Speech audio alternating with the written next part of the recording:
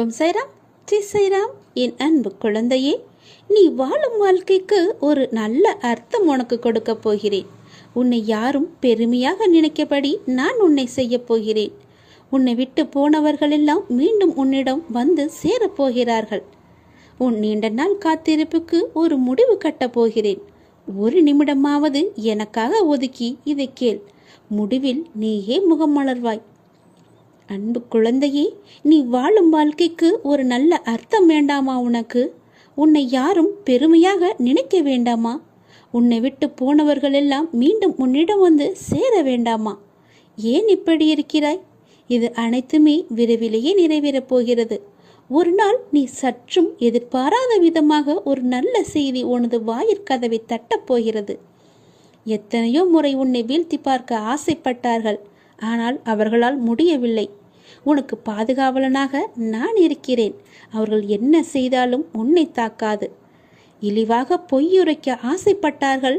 அதுவும் முடியவில்லை. உனக்கு ஆபத்து உண்டாக்க நினைத்தும் அதுவும் முடியவில்லை. இதற்கு எல்லாம் என்ன காரணம்? உன்னுடைய கர்ம பலன்கள்தான். நீ ஏற்கனவே செய்த புண்ணியம்தான். நான் உன்னுடனே இருப்பதை மறந்து இது போன்ற செயல்களில் ஈடுபட முயற்சி செய்கிறார்கள்.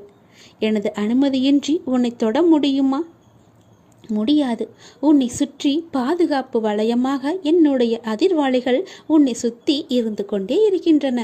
நான் எல்லோரிடமும் நன்றாக தானே பழகி கொண்டிருக்கிறேன். யார்தான் எனக்கு இப்படி செய்வது என்ற மனக்குழப்பத்தில் இருக்கிறாய் அல்லவா? யார்தான் செய்வது என்ன காரணம் என்ற யோசனையில் இருக்கிறாய் அல்லவா? வேறு யாரும் இல்லை.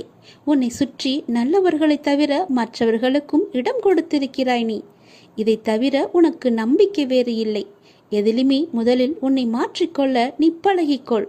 எது நடந்தாலும் முதலில் உனக்கு உன் மீதே நம்பிக்கை வேண்டும். அது உன்னிடம் குறைவாக இருக்கிறது. பிறகு நடக்கப் போவதைக் கண்டு நீயே ஆச்சரியமாக பார்க்க போகிறாய். நான் உன்னை அழைக்கின்றேன். நீ என்னை நோக்கி வா, விரைந்து வா. நான் அழைத்தால் மட்டுமே உன்னால் வர முடியும். எப்போது உன்னுடைய காலடி இந்த சீரடி மண்ணில் படுகிறதோ அக்கணமே உனது கர்ம பலன்கள் அனைத்துமே விலகி உன் கஷ்டங்கள் அனைத்துமே உன்னை விட்டு ஓடி ஒளியும். நான் இருக்கிறேன், நீ கலங்காதே. நீ அழைத்தால் நானே வருவேன். இப்போது நான் உன்னை அழைக்கிறேன். நீ என்னை நோக்கி சீரடியில் என்னை பார்க்க சீரடிக்கே நீ வா. சீரடிக்கு வரும் வாய்ப்பை நான் உனக்கு கொடுத்து விட்டேன். உனக்கு நான் கொடுப்பதை எவராலுமே தடுக்க முடியாது. உனக்கானதை உரிய காலத்தில் கொண்டு வந்து உன்னிடமே சேர்ப்பேன். நீ என்னுடைய பிள்ளை. உனக்கானதை கொடுப்பதற்காகத்தான் சீரடிக்கு உன்னை வரவழைக்கப் போகிறேன். சீக்கிரம் வா. என்னை நம்பி வந்த உன்னை நான் என்றும் கைவிட மாட்டேன். உனக்கும் உன் குடும்பத்திற்கும் நானே பாதுகாவலன். இனி உன்னை பற்றியோ உன் குடும்பத்தை பற்றியோ நீ கவலைப்படாதே. எல்லாம் நான் பார்த்துக் கொள்கிறேன். என் அன்பு குழந்தையே, நீ முதலில் மனதை அடக்கு. மனம் தடுமாறுகிறது. எப்போதும் அலைப்பாய்ந்தபடியே இருக்கிறது. இதை அடக்கி நிலைப்படுத்தும் வழி என்ன? நம் மனம் எப்பொழுதும் எதை பற்றியேனும் சிந்தித்துக் கொண்டே இருப்பதால் தெளிவான முடிவுகளை எடுக்க முடியாமல் தடுமாறும். குறிப்பாக சின்ன சின்ன விஷயம் அவ்வப்போது நடக்கும். அதை பற்றியே பெரிதாக விரிவுபடுத்தி பார்ப்பதுதான் மனதின் இயல்பு.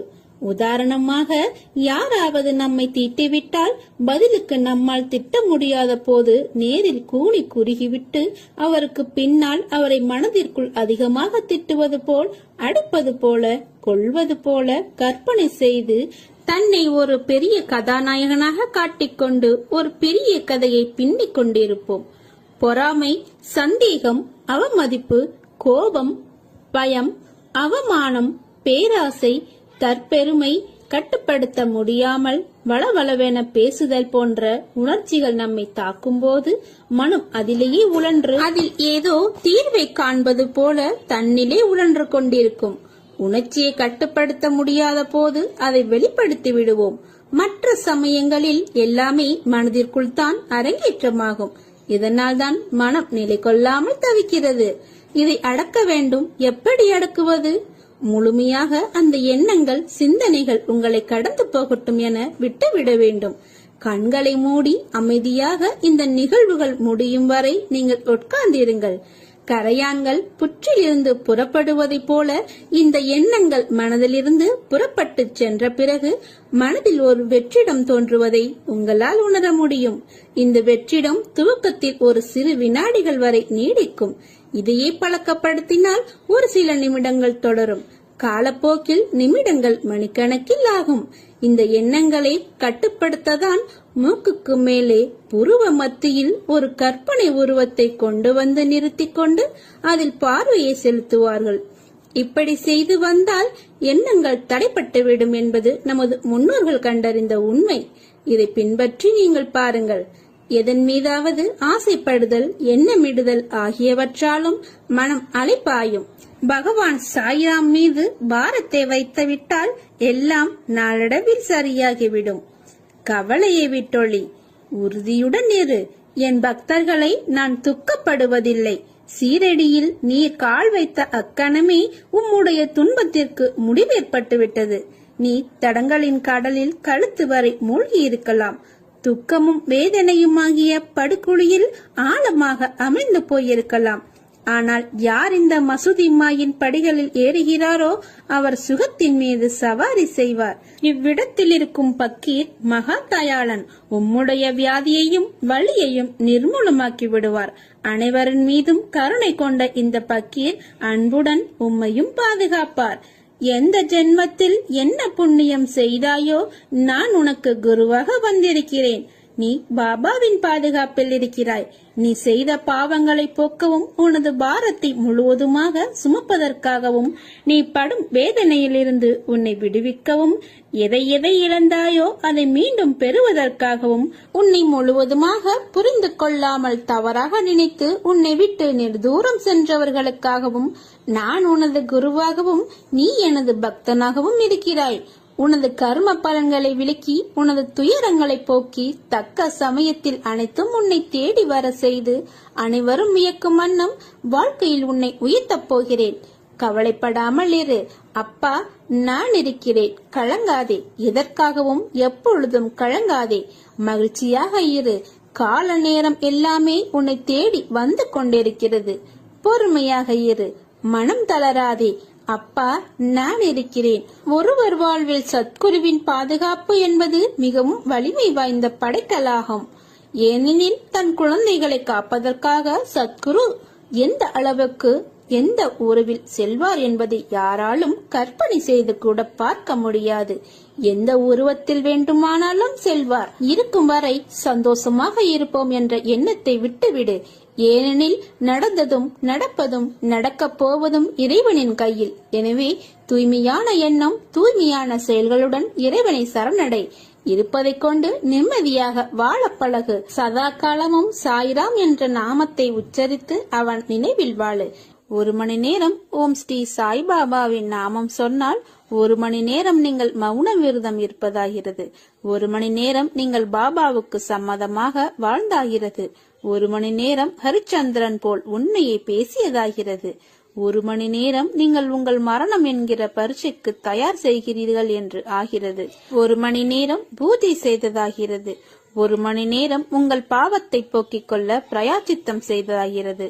1 மணி நேரம் பாபாவை நோக்கி சில படிகள் முன்னேறியதாகிறது. 1 மணி நேரம் ஓதுவதாகிறது. 1 மணி நேரம் பெரியோர்கள் சொல் பேச்சு கேட்டதாகிறது.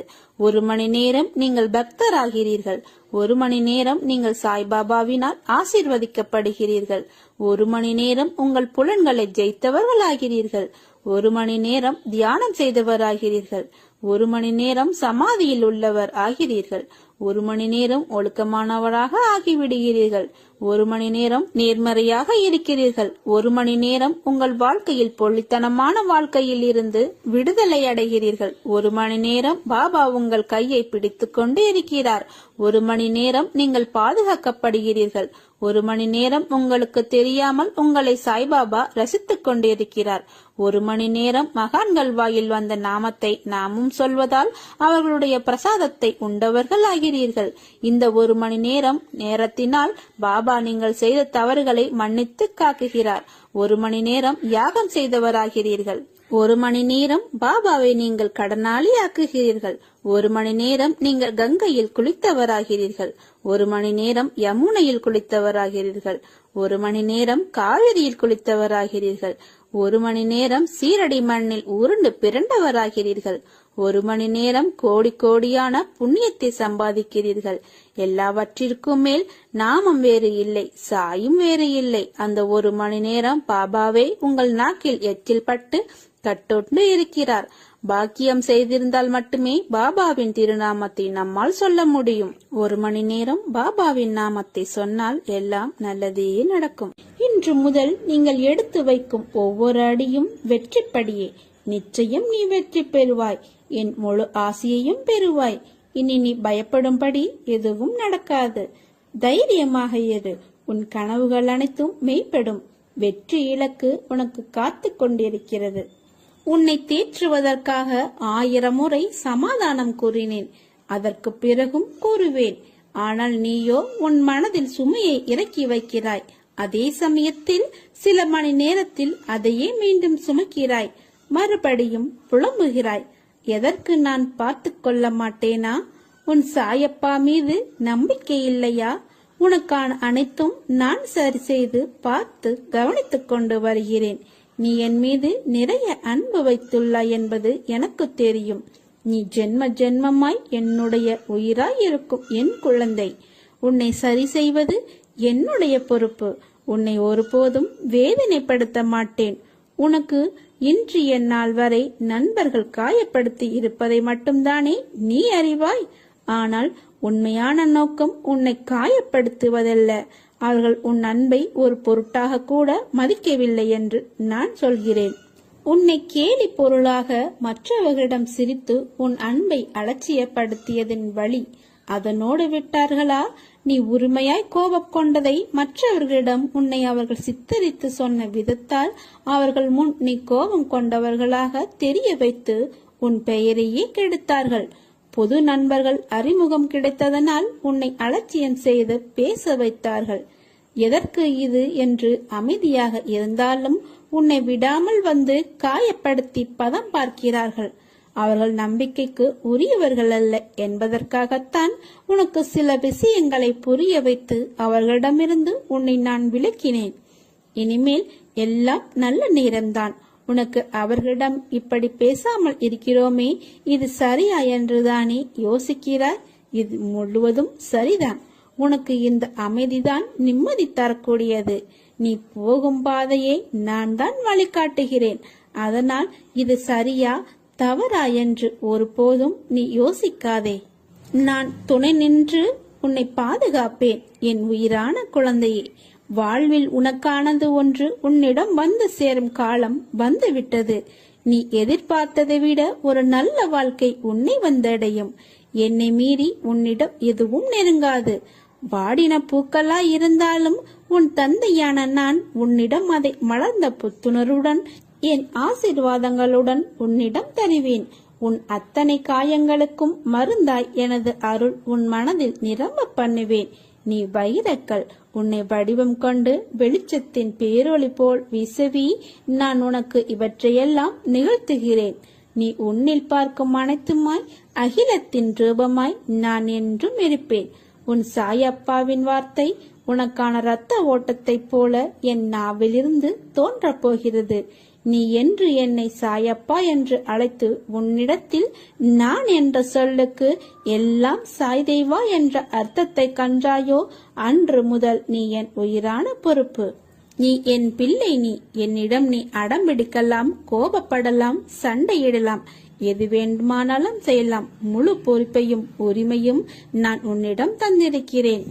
திசை தெரியாமல் அலைந்து திரிந்து கொண்டு இருந்த உன்னை இன்று எனது நேரடி பார்வையில் வைத்திருக்கிறேன். தன்னம்பிக்கையோடு இரு. எதிர்பார்த்தது கிடைக்கவில்லை என்றால் எதிர்த்து போராடு. பயந்து ஒளியாதே. எதற்காகவும் பயப்பட வேண்டிய அவசியமில்லை. ஆசை, இன்பம், துன்பம், துயரம் இதற்கு முடிவே இல்லை. இதையெல்லாம் தாண்டி வந்தால்தான் நீ தேடி வந்த அற்புதமான சுகங்கள் உனக்கு கிடைக்கும். அன்று என்னை முழுவதுமாக நீ புரிந்து கொள்வாய். விரும்பிய வாழ்க்கையை நீ புரிந்து கொண்டு பிறகு ஏற்றுக்கொண்டு அனைத்தையும் சகித்துக்கொண்டு கடந்து வந்து விட்டாய். இனி கவலை எதற்காக? எதற்காக இந்த பயம்? நான் இருக்கிறேன். எவ்வளவு வேதனை, எவ்வளவு துயரங்கள், இதிலிருந்து நீ மீண்டு வந்திருக்கிறாய். உன்னை நான் கைவிடுவேனா? இனி நடக்கப் போவதை பார்த்து வியக்கப் போகிறாய். தைரியமாக இரு, ஜெயிக்கப் போகிறாய். உன்னை தேடி நான் வரப்போகிறேன். நீ என்னை வரவேற்க தயாராக இரு. உன்னை மகிழ்விக்கவே நான் வருகிறேன். உன் கர்ம பலன்களை விளக்கி உன்னை அனைவரும் வியக்கும் வண்ணம் உன்னை உயர்ந்த நிலைக்கு கொண்டு செல்ல போகிறேன். கவலைப்படாமல் இரு. என்னை வரவேற்க தயாராக இரு. உன்னை தேடி நான் வரப்போகிறேன். உன்னை நான் பாதுகாப்பேன். அதுவரை பொறுமையாக நம்பிக்கையோடு இரு. நம்பிக்கைத்தான் வாழ்க்கை. நல்லதே நடக்கும். ஓம் சாய்ராம். எவ்வித கஷ்டங்கள் வந்தாலும் கவலைப்படாமல் பொறுமையாக உன்னுடைய வேலையை பார். கஷ்டங்களை எல்லாவற்றையுமே நான் தவிடு பொடியாக ஆக்கிவிடுகிறேன். வாழ்க்கையில் உனக்கான காலம் நெருங்கி வந்து கொண்டிருக்கிறது. எனக்கு நிறைவான வாழ்க்கை அமையும் பாக்கியம் இருக்கிறதா என்று ஏக்கத்துடன் என்னிடம் கேட்கிறாய் அல்லவா? உன் தந்தை, உன் அப்பா, உன் சாயப்பா உன்னை கண்டு கொள்ளவில்லை என்று நினைத்து கொண்டுதானே என்னிடம் நீ கோரிக்கையாய் வைத்துக் கொண்டிருக்கிறாய். உனக்கானது என்பது இனிமேல் நீ கேட்டு கிடைப்பது என்பதை விட உனக்கான என் அன்பாய், அரவணைப்பாய், ஆசீர்வாதங்களாய் நான் உனக்கு அளிக்கிறேன். ஆரோக்கியமான வாழ்க்கையும் உனக்கு கொடுக்கிறேன். எல்லா விதமான மங்களங்களையும் சுபிச்சக்களையும் நான் உனக்கு தருகிறேன். இந்த குருவின் ஆசீர்வாதங்களோடு நீ நிறைவாக வாழப்போகிறாய். இது சத்தியம். நீ கேட்டியது எல்லாமே கிடைக்கப் போகிறது. உன்னுடைய வாழ்க்கையே போர்க்களம் போல் காட்சி அளிக்கின்றது. விடுகின்ற விடியல் காலை என்று தெரிந்தும் உன்னுடைய மனம் வேதனையுடன் இது என் வாழ்க்கைக்கான விடியலா என்ற தெளிவு இல்லாமலே மரத்து போன மரக்கட்டையாய் மனித வடிவில் உள்ளேனே என்ற ஏமாற்றங்களுடன் நீ வாழ்ந்து கொண்டிருக்கிறாய். கவலைப்படாதே என்னுடைய குழந்தையே. நீ வேண்டியது நிச்சயமாக கிடைக்கும். நான் உன்னை ஏமாற்ற மாட்டேன். என் சாயப்பாவிடம் வேண்டி இவ்வளவு நாட்கள் ஆகிறதே, எதுவும் நடக்கவில்லையே என்று நீ உன்னை நீயே போட்டு குழம்பிக் கொள்ளாதே. உனக்கு நான் இருக்கிறேன். உன் சாயப்பா நீ வேண்டியதை நிச்சயமாக நிறைவேற்றி தருவேன். உன்னுடைய ஆசையை நான் நிறையாசையாக்க விட மாட்டேன். கவலைப்படாமல் சந்தோஷமாகவே இரு. என்னுடைய குழந்தையின் மனதில் உள்ள அனைத்தையும் படிக்க தெரிந்த எனக்கு உனக்கு எது நல்லது என்று செய்ய தெரியாமல் இருக்குமா? நான் உன் சாய்தேவா உன்னிடத்தில் உயிராய் இருக்கிறேன் அல்லவா? அது உனக்கே நன்றாக தெரியும். எந்த ஒரு நியாயமான சூழ்நிலைகளையும் நான் உனக்கு உருவாக்கி கொடுப்பேன். என் பிள்ளையும் அது போலத்தான் நியாயமாகத்தான் இருக்க வேண்டும் என்பதுதான் என்னுடைய ஆசை. என் ஆசையை நீ நிறைவேற்றுவாயா? உன் அப்பா உன்னுடைய ஆசையை நிச்சயம் நான் நிறைவேற்றுவேன். நீ யாருக்குமே சிறிதளவு கூட தடையாகவோ தொந்தரவாகவோ இருக்காதே. நீ மனது வைத்தால் உனக்குள் இருக்கும் எல்லாவற்றையுமே நீ சரி செய்துவிட முடியும். நம்பிக்கையோடு நான் கூறும் வார்த்தைகளை எல்லாவற்றையுமே பின்பற்றி வா. இது உனக்கான நல்ல வாக்குதான். அதை நான் என்றும் தப்பாக உனக்கு சொல்லிக் கொடுக்க மாட்டேன். என் வாக்கு என்றுமே பார்த்து பார்த்து நான் ஒவ்வொருவருக்கும் செய்து கொடுப்பேன் என்ற வாக்குறுதி அது. நான் பார்த்து கொள்கிறேன். எல்லாவற்றையுமே என் மீது சுமத்திவிடு. உனக்கு வேண்டியது அனைத்துமே நிச்சயமாக நிறைவேறும். உன் அப்பா நான் அதை நிறைவேற்றி தருவேன். வாழ்க்கையில் எல்லோருக்குமே ஒரு தேடல் இருக்கும். அது போன்றுதான் உனக்கான தேடலும் உன்னிடம் வந்து தேரும். அந்த தேடல் உன்னை நோக்கி வந்து கொண்டே இருக்கிறது. நாம பாபாட்ட எப்படி வேண்டணும், எப்படியெல்லாம் வேண்டலான்னு நான் சொல்றேன். இறைவா எங்களுக்கு நற்கதிக்கான வழியை சொல்லுங்கள். இறைவா எங்களுக்கு தேவைக்கேற்ப வருமானம் வர வழிவகுத்து கொடுங்கள். இறைவா நோய் நொடி இல்லாமல் எங்களை காப்பாற்றுங்கள். இறைவா இல்லறத்தில் நல்லறம் காக்க எங்களுக்கு நீங்கள் உதவுங்கள். இறைவா நல்லோர் தொடர்பை ஏற்படுத்துங்கள். இறைவா நற்சான்றோன் மத்தியில் நல்ல ஒரு உயர்வை தாருங்கள். இறைவா நம்பிக்கை துரோகிடம் இருந்து விடுதலை தாருங்கள். இறைவா உண்மை தத்துவத்தை எங்களுக்கு போதியுங்கள். இறைவா எங்கள் பாவத்தை கழித்து உத்தமனாக இருக்க எங்களுக்கு நீங்கள் உதவி புரியுங்கள். இறைவா நாங்கள் காமத்தில் மூழ்காமல் மனதில் ஞானத்தை கற்பியுங்கள். இறைவா தன்னை தான் அறிவதை தெளிவடைய செய்யுங்கள். இறைவா பிறரை மன்னிக்கும் குணத்தை எனக்கு அளியுங்கள். இறைவா தாய், தந்தை, மனைவி, மக்கள் வாழ வழியமைத்து கொடுங்கள். இறைவா இருப்பதற்கு இடம், உண்ண உணவு, உடுத்த உடை குறைவில்லாமல் இருக்க உதவி புரிந்து எங்களை வாழ வையுங்கள். இறைவா, அடுத்தவரை குறை கூறாத மனம் கொடுத்து எங்கள் குறையை நிவர்த்தி செய்யுங்கள். இறைவா, மனதில் என்றும் சத்திய தர்ம செயல் நிலைக்க எங்களை வாழ்த்தி அருளுங்கள். இறைவா, எங்கள் கடமை உணர்வை மேன்மைப்படுத்துங்கள். இறைவா, காலம் எங்களை கடப்பதை விட நாங்கள் கடந்து செல்ல பாடம் புகட்டுங்கள்.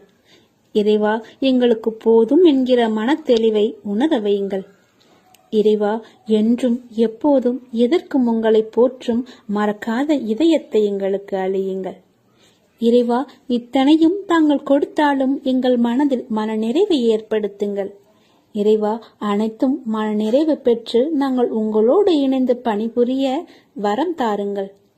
இறைவா, எங்கும் எதிலும் உங்களை காணும் ஆவல் மிகுந்தாலும் எங்கள் இதயங்களில் பூரணமாக நிலைத்து உங்கள் வழியில் பயின்று ஞான பாதைக்கு எங்களை அழைத்துச் செல்லுங்கள். இறைவா, எனக்கு ஏற்ற என் படிப்புக்கேற்ற வேலையை தாருங்கள். இறைவா, நான் ஆசைப்பட்ட மாதிரி புது வீட்டில் குடியேற எனக்கு வரம் தாருங்கள். நான் கண்ட கனவுப்படி என் வாழ்க்கை அமைய வேண்டும். இறைவா, எனக்கு நல்ல வழியில் திருமணம் நடக்க வேண்டும். நல்ல வாழ்க்கை அமைய வேண்டும். இறைவா, இவற்றையெல்லாம் எங்களுக்கு தந்து உங்களுடன் எங்கள் மீது நம்பிக்கையை மேம்படுத்துங்கள் இறைவா என்று சாயிடம் நீங்கள் நல்லபடியாக வேண்டி உங்கள் வாழ்வை மென்மேலும் வளர்த்துக் கொள்ளுங்கள். சாய் மீது நம்பிக்கை வைத்தால் மட்டுமே இது எல்லாம் வாழ்வில் நடக்கும். நீ நிச்சயம் முன்னேறுவாய். உன் மனதில் எதிர்காலத்தை பற்றிய பயம் இருந்தால் அதை தூக்கி எறிந்துவிடு. உன் வாழ்வை நான் ஒளிர செய்கிறேன். உனக்காக நான் இருக்கிறேன். துன்பத்தை கண்டு களைத்து விட்டேன், எழுந்து நிற்க முடியவில்லை என்று தோல்விக்கு நீயே உன்னை அழைத்துச் செல்கிறாயே. ஏன், எதற்காக அப்படி செய்கிறாய்? உன்னால் முடிந்த அளவு போராடு என்று நான் கூற மாட்டேன். உன் மனம் திட்டமிட்ட லட்சியத்தை முடிக்கும் வரை போராடு என்கிறேன். தற்போதைய துன்பத்தை நினைத்து உனக்கான வருங்காலம் பொக்கிஷமாய் அமையப் போகிறது என்ற ஒன்றை மட்டும் உன் மனதில் நிறுத்திக்கொள். எல்லாம் நன்மைக்கே. விரைவில் புதிய அத்தியாயம் உன் வாழ்வில் நடைபெறும். காத்துக்கொண்டு இரு. உனக்கு பிடித்த ஒன்றை நான் தரப்போகிறேன். உன்னை கேலியாக பேசுகிறார்கள், உனக்கான மரியாதை கொடுக்கவில்லை என்று நீ வருந்துகிறாய். எல்லாவற்றிற்கும் நிச்சயம் காலம் பதில் சொல்லும். உன்னுடன் நான் இருக்கிறேன். உன்னை ஒருபோதும் நான் தாழ்ந்து போகும்படியோ கை ஏந்தவோ நான் விட மாட்டேன். இது என்னுடைய வாக்கு. வாழ்க்கையில் இன்னும் எத்தனை நாட்கள் நீ மெழுகுவர்த்தியாய் இருக்க போகிறாய்? மற்றவர்களுக்காக மட்டுமே நீ கரைகிறாயே. உன் வழிகள் உனக்கு பெரிதாக தெரியவில்லையா?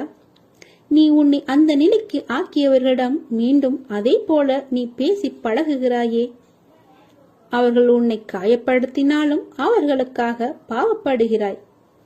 உன் அன்பு அவ்வளவு வலிமை வாய்ந்தது என்பதை அவர்கள் உணரவில்லை. உண்மையை நீ உணர்ந்தால் நிச்சயம் உன்னை நான் அலட்சியப்படுத்தி இருக்க மாட்டார்கள். அடிமேல் அடிபட்டு இன்று உன் மனம் தாங்கும் சக்தியை எல்லாம் இழந்துவிட்டது. ஒட்டுமொத்த வழியும் இன்று ஒரே இடத்தில் சங்கமித்து உன்னை ரணப்படுத்தி உனக்காக நீ வாழும் நேரங்களை நிராகரிக்கச் செய்கிறது. அவர்களுக்காக அவ்வளவு யோசிக்கிறாய். கொஞ்சம் உனக்காக யோசி. நீ அன்பு கொண்டவர்கள் உன்னை காயப்படுத்தி விட்டார்கள் என்று உன் மனதை ரணப்படுத்தி கொண்டிருக்கிறாய். ஆனால் என் பிள்ளை, நீ உன் ரணங்களை பார்த்து என் மனம் வெந்து போகிறது. கர்ம வினைகள் ஒருவருடைய வாழ்க்கையில் அவர்களை மட்டுமே வைத்து நடக்க வைப்பது இல்லை. அதை நீ அனுபவிக்க வேண்டும் என்றால் இன்னொருவர் மூலம் கூட நடக்கும். உனக்கு ஒருவர் கஷ்டங்களை கொடுத்தால் அவர்களை குறை கூறாதே. உனக்கு உன் கர்ம வினையை போக்கி உனக்கு வாழ்க்கையை உணர்த்துகிறார் என்பதை நினைவில் கொள். இப்படி ரணங்களை அனுபவித்த உன் மனம் பொறுமை இழந்து எதற்கெடுத்தாலும் கோபம், எரிச்சல் என்று உன் தன்மையை மாற செய்யவிட்டது. அதை சரி செய்ய உனக்காக நான் உள்ளேன். உன் தன்மை என்றும் மாறாது. நீயாக நிம்மதியான சூழ்நிலையில் வாழ வைப்பேன். இது என்னுடைய சத்திய வாக்கு. என் குழந்தையின் வாக்கை காப்பாற்ற நான் அதை நிச்சயம் செய்வேன். ஒன்றை மட்டும் நினைவில் வைத்துக்கொள். வெளிச்சம் இருக்கும் மெழுகுவர்த்தியை ஏற்றினால் அதற்கு அந்த இடத்தில் மதிப்பு இல்லை. வீணாக அது தன்னையே உருக்கிக் கொள்ளும். எவர் உன் துணை வேண்டுமென்று உன்னிடத்திற்கு உன்னை அன்புடன் நோக்கி வருகிறார்களோ அவர்களுக்கு மட்டும் நீ மெழுகுவர்த்தியாய் இருந்தால் போதும். மெழுகுவர்த்தியின் மதிப்பு இருட்டில்தான் தெரியும். அதை போலத்தான் துன்பம் என்ற இருள் எவருக்கு உள்ளதோ அவர்களுக்கு அந்த நேரத்தில்தான் உன்னுடைய மதிப்பு தெரியும். நிச்சயம் உன் அன்பை அலட்சியம் செய்தவர்களுக்கு நிச்சயம் உன்னை யார் என்று நான் புரிய வைப்பேன்.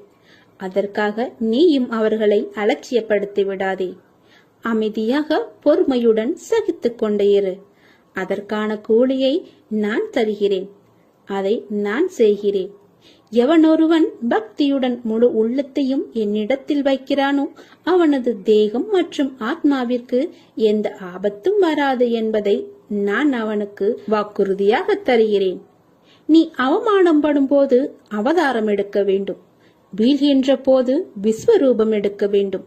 உன் மனம் புண்படுகின்ற போது புன்னகை செய்ய வேண்டும். வாதாடுவதை விட்டுவிட்டு நீ வாழ்ந்து காட்ட வேண்டும். அனைவருக்கும் முன்பும் நீ நிச்சயம் உயர வேண்டும். உன்னை யாரெல்லாம் தூற்றினார்களோ அவர்கள் கண்ணெதிரே நீ நன்றாக வாழ்ந்து காட்ட வேண்டும் அல்லவா? அதற்காகத்தான் நான் உன் கூடவே எப்பொழுதும் இருக்கிறேன். நிச்சயம் நான் உன்னை உயர்த்துவேன். எதற்காகவும் கலங்காமல் சந்தோஷமாக இரு. சத்குரு வாழும் காலத்தில் சத்குருவிடம் நெருங்கியவர்கள், பழகியவர்கள், சத்குருவுக்கு தொண்டு செய்தவர்கள் எல்லோருமே யாராக இருந்தாலும் அவர்களின் கண்கள், எண்ணங்கள் ஏதோ எதிர்பார்ப்போடுதான் இருந்தது. சத்குரு கடவுள் என்று அறிந்தும் சில நேரங்களில் சத்குருவை நினைக்க மறந்துவிட்டோம். சத்குரு பல வேலைகளை கொடுத்து எங்கள் கண்ணை கட்டிவிட்டார். நாம் ஏதாவது சத்குருவிடம் கேட்க நினைக்கும் போதெல்லாம் நம் கவனத்தை திருப்பிவிட்டு வேடிக்கை பார்த்தார். பல நேரங்களில் நம் மனதில் உதிக்கும் எண்ணங்களை ரசித்து பதிலும் அளித்து வந்தார். சத்குருவிடம் குழந்தைத்தனமாக கோபம் கொள்ளும் நேரத்தில் அரவணைத்து மென்மையாக நடந்து கொண்டார். சத்குரு கருணையின் வடிவம் அல்லவா? சத்குரு கோபத்தால் வார்த்தைகளை உதித்து நம் மனதில் உள்ள தீமையான எண்ணங்களை அகற்றி தூய்மையாக்குபவர். சத்குருதான் நீதி தேவன். சத்குருவிடம் அடி வாங்கியவர்கள் பாக்கியசாலிகள். சத்குரு கொடுக்கும் அடியானது உன் நரம்புகளை ஈர்க்க வைத்து மூளையில் இன்ப அதிர்ச்சி தந்து ஞான பாதைக்கு வித்திட்டவர். ஆம், இதுதான் உண்மை. இதில் சத்குரு நம் மீது உரிமை கொண்டு உள்ளதை நீங்கள் அறிந்தீர்களா? சத்குரு ஒவ்வொரு செயலை இயக்க வைக்கும் போதும் பரிபாஷையாக உணர்த்தும் போதும் பல விஷயங்களை அறியாமல் தவித்திருக்கிறோம். காலம் வரும்போது அறிந்திருக்கிறோம். நல்லவன் கெட்டவன் என்று பாரபட்சம் பார்க்காமல் எல்லோரையும் அவர் அரவணைத்தார். சத்குருவை நம்பியவர்கள் என்றும் மோசம் போவதில்லை என்பது நிச்சயம். சத்குரு ஞான தந்தையாக இருப்பதை பலர் அறியாமல் சத்குருவிடம் சுயநல பார்வையோடு அது இது வேண்டும் என்று கேட்கவே மனம் பிரயாசைப்பட்டு இருந்தது. ஞானத்தை போதிப்பவராக சத்குரு இருந்தாலும் ஞானம் அறிய யாரும் முற்படவில்லை. கஷ்டங்களை தெரிவிக்கவே மனம் துடித்தது. சத்குருவிடம் ஞான பாதையை அறிந்தவர்கள் சத்குருவிடம் நெருங்கவில்லை. போதனை முடிந்து ஏகாந்திர நிலையில் எங்கெங்கோ சென்று விட்டனர். பல இடங்களில் சத்குருவின் சபை வளர்ந்து சத்குருவின் தீவிர பக்தர்களாலும் சத்குருவினால் அரவணைக்க பெற்றவர்களும் ஞானத்தின் உழைப்பு கருணை தர்மத்தை போதித்து வருகின்றனர். இதற்கு சத்குருவே மூலமாகிறார். சத்குருவே சூட்சும வடிவில் வந்து ஏற்கனவே முடிவு செய்த ஆட்களை நியமித்து வழிநடத்தி வருகிறார். பல வழிகளில் சோதனைகளை சந்தித்தாலும் சாதனைக்கு வித்திட்டு மனதை மேலும் மேலும் திடமாக்கி வருகிறார். நிச்சயமாக ஒரு காலத்தில் சத்திய லோகத்திற்கு சென்று அடைவதை சாத்தியமாக்கி தருவதே சத்தியநாதின் சத்குரு பாபா. என்னை பொறுத்தவரை உண்மை உழைப்புடன் இருப்பவன் சத்குரு மனதில் உண்மையாக இடம் பிடிக்கிறான். இதற்கு தவம், யோகம், வாசிப்பயிற்சி, ஏகாந்திரம் எல்லாம் தேவையில்லை. நித்தியமும் சத்குருவை மனதால் நேசித்து உண்மை மறவாமல் வாழ்ந்தாலே பிறவி என்னும் கடலை கடக்க வைத்து தன்னுடன் அழைத்துச் செல்வார் என்பது நிதர்சன உண்மை. பக்தர்களே, தர்ம சிந்தனையை பெருக்கி உண்மையுடன் வாழ்ந்து சத்குரு ஸ்ரீ சாய்பாபாவுடன் பயணிக்க தயாராக இருங்கள். நல்லதே நடக்கட்டும்.